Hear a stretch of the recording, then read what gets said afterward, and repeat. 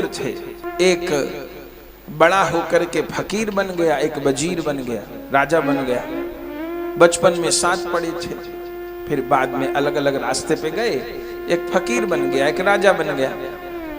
अब फकीर तो अपनी साधना में लग गया, मस्ती में रहता था। एक बार उस राजा की, वजीर की कहीं सवारी जा रही थी। वो कहीं युद्ध करने, किसी देश को जीतने के लिए जा रहा था। रास्ते में वो मित्र उसका फकीर लेटा हुआ था। सिपाहियों ने कहा हटो हटो, रास्ता छोड़ो, राजा साहब की सवारी जा रही है। फकीर अपनी मस्ती में बोले कहीं दूसरी तरफ से निकल जाओ। उन्होंने कहा तुम यहाँ रास्ता रोक के खड़े हो, दूसरी तरफ से क्यों निकल जाए, तुम हटो। कहा सुनी होने लगी, फकीर अपनी मस्ती में लेटे ही रहा।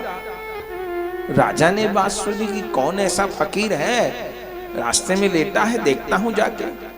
राजा आया, जैसे देखा तो पहचान गया, ये तो मेरा मित्र था। उन्होंने कहा तुम जीवन में क्या किए? बोले हम भगवान का भजन किए। बोले तुम जीवन में क्या किए? बोले देख ही रहे हो, राजा बन गए, इतना परिश्रम जीवन में किए। बोले तुम कहाँ जा रहे हो? राजा से पूछा उस फकीर ने।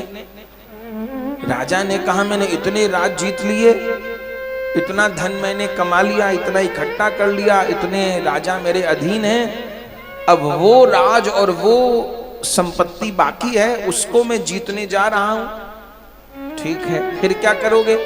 बोले बस उस राज को जीत के, उस सेना को जीत के फिर चैन से बैठूंगा, फिर चैन से सोऊंगा। फकीर ने कहा तुम इतना करके चैन से बैठोगे? मैं बिना कुछ करे चैन से बैठा। तुम इतनी मेहनत करने के बाद, इतना सब करने के बाद क्या करोगे? बोले चैन से बैठूंगा, चैन से सोऊंगा। फकीर ने कहा तुम इतना युद्ध करने के बाद आके चैन से बैठोगे?